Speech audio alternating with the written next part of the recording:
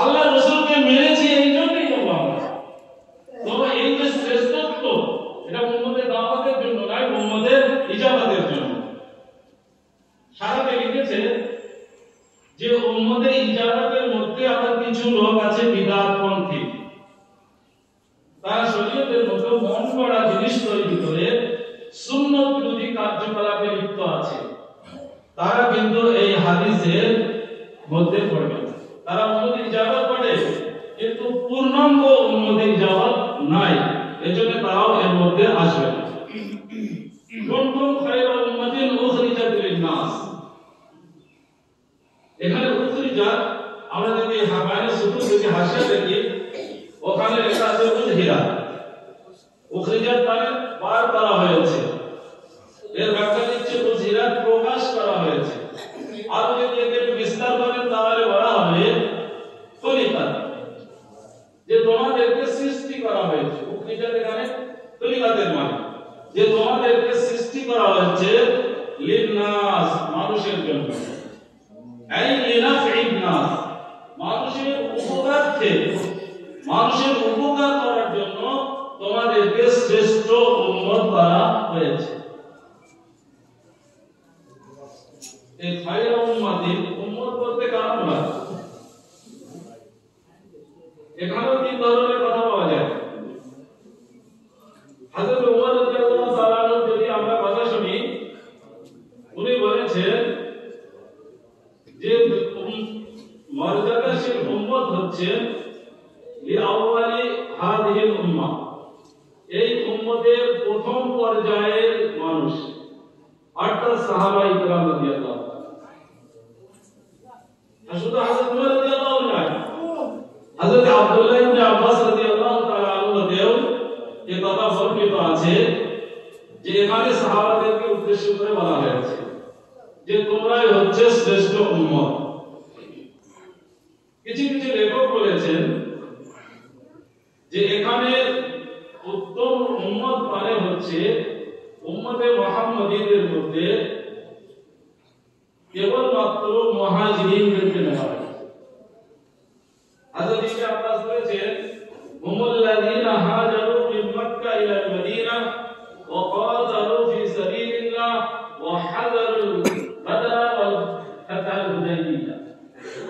যে উত্তম খায়রা উম্মত বলতে ওই সমস্ত সাহাবাদেরকে বলা হয়েছে যারা মক্কা থেকে মদিনাতে হিজরত করেছিলেন, বিভিন্ন যুদ্ধে অংশগ্রহণ করেছিলেন, বিশেষ করে বদর এবং হুদাইবিয়ার সন্ধির সময় অংশগ্রহণ করেছিলেন।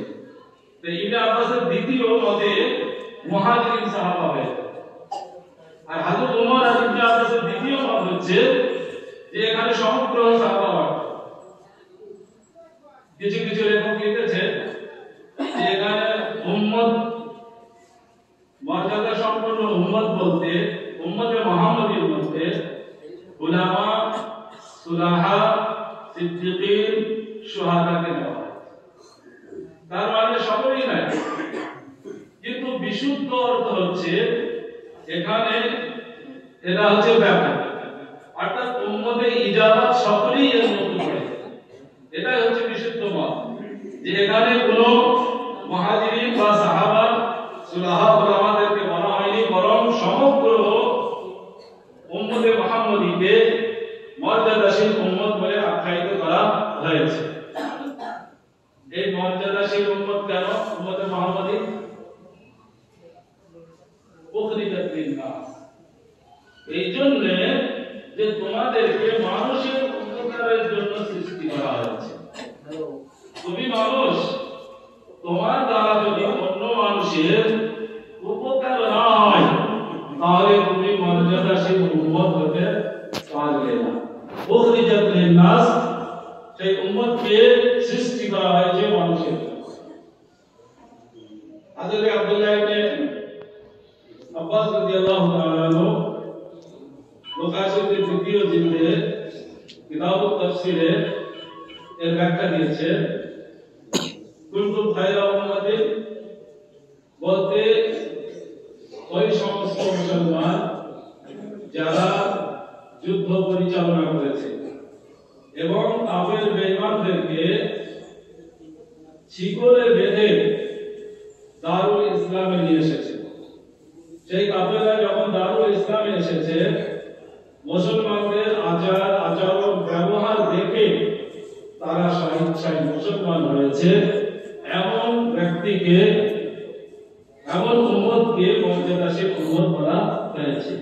অর্থাৎ খায়রুল উম্মত, মর্যাদাশীল উম্মত হচ্ছে তারাই যারা জিহাদ করে। ভুল বুঝবেন না, জিহাদের অপব্যাখ্যা করবেন না। শরীয়তে জিহাদ একটা পবিত্র আমল। যদি এর বিস্তারিত করা যায়, কিতাবুল মাগাজি বুখারী শরীফে আছে, ইসলাম একমাত্র টিকে থাকবে জিহাদের মাধ্যমে। ইসলামকে সঠিক রূপ দান করতে হলে জিহাদ ছাড়া কোনো দ্বিতীয় পন্থা হতে পারে না। মাদ্রাসা, তাবলীগ ইত্যাদি যত রকমের দ্বীনের প্রতিষ্ঠান আছে, ইসলামকে কোনোদিনও পূর্ণাঙ্গ রূপ দিতে পারবে না। এর একটাই পন্থা হচ্ছে, সেটা হচ্ছে জিহাদ। আর আল্লাহ রাসূল সাল্লাল্লাহু আলাইহি ওয়াসাল্লাম 23টি বছর, বিশেষ করে মদিনার 10টি বছর অতিবাহিত করে অক্ষরে অক্ষরে পালন করে দেখিয়ে গিয়েছেন যে ইসলামকে পূর্ণতা দিতে হলে, কোরআনকে পৃথিবীর বুকে সুষ্ঠুভাবে পরিচালনা করতে হলে, কোরআনের আইনকে চালু করতে হলে জিহাদ ছাড়া অন্য কোনো উপায় নেই। আজকে উম্মতে মুহাম্মাদীর এই দশা কেন? মুসলমান মার খাচ্ছে কেন? বিভিন্ন এলাকায় মুসলমান লাঞ্ছিত, বঞ্চিত, অপমানিত, ফিলিস্তিনে কি হচ্ছে? মুসলমানদের ঐক্য নেই, মুসলমানদের জিহাদ নেই। আল্লাহ রাসূল সাল্লাল্লাহু আলাইহি ওয়াসাল্লাম বলেছেন হাদিসের মধ্যে যে শেষ যুগে মুসলমানের সংখ্যা হবে অনেক, গণনা করা যাবে না। কুফারাতুন কাফারাতিন, আল্লাহ রাসূল বলেছেন কিন্তু হবে আবর্জনা, এদের দ্বারা কিছু কাজ হবে না। একজন সাহাবা জিজ্ঞাসা করলেন, ইয়া রাসূলুল্লাহ, কেন এত সংখ্যায় হলো, কাজ হবে না কেন? আল্লাহ রাসূল বললেন যে এরা মৃত্যুকে ভয় খাবে আর এদের অন্তরে লোভ লালসা প্রবেশ করবে। এই দুই কারণে কোটি কোটি মুসলমান হবে, কিন্তু মুসলমানের কোনো শক্তি থাকবে না, মুসলমান মুসলমান বলেই থাকবে। এই জন্য ভাই জিহাদের অনেক ব্যাখ্যা আছে।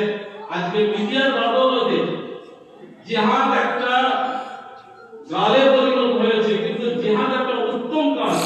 যেমন নামাজ রোজা উত্তম কাজ, জিহাদ হচ্ছে উত্তম কাজ। এই জিহাদ সম্পর্কে বলার এখন টাইম নেই। তো উম্মতে মুহাম্মাদী শ্রেষ্ঠত্ব এই জন্যই যে এরা কি কাজ করে, তা'মুরুনা বিল মা'রুফি ওয়া তানহাউনা আনিল মুনকার, যে এরা সৎ কাজের আদেশ করে, অসৎ কাজ থেকে মানুষকে নিষেধ করে। ওয়া তু'মিনুনা বিল্লাহ, এবং আল্লাহর প্রতি ঈমান আনে। এই উম্মতের শ্রেষ্ঠত্বের তিনটি গুণ। এই উম্মত যে সর্বশ্রেষ্ঠ তার পরিচয় হচ্ছে তিন ধরনের। প্রথম হচ্ছে আমর বিল মারুফ, সৎ কাজের আদেশ। দ্বিতীয় হচ্ছে তানহাউনা আনিল মুনকার, অসৎ কাজ থেকে মানুষকে বাধা দেওয়া। আর তৃতীয় হচ্ছে ওয়া তু'মিনুনা বিল্লাহ, আল্লাহর প্রতি ঈমান আনা। সৎ কাজ বলতে কি বুঝি আমরা? সৎ কাজ আমরা সাধারণত মনে করি মুসলমান নামাজ পড়ছে না, তাকে ধরে নামাজের জন্য নিয়ে এসে এটা হচ্ছে সৎ কাজ। রোজা রাখে না, রোজার জন্য বলছে সৎ কাজ, অবশ্যই সৎ কাজ। কিন্তু মারুফ, আমর বিল মারুফ, মারুফ মানে হচ্ছে সর্ব প্রকারের সৎ কাজ হচ্ছে মারুফ।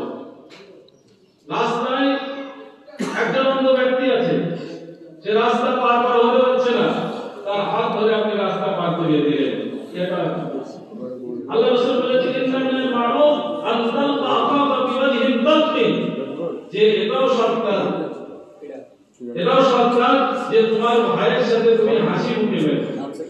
তো উম্মতে মুহাম্মাদীর শ্রেষ্ঠত্ব হচ্ছে যে এরা আমর বিল মারুফ করে,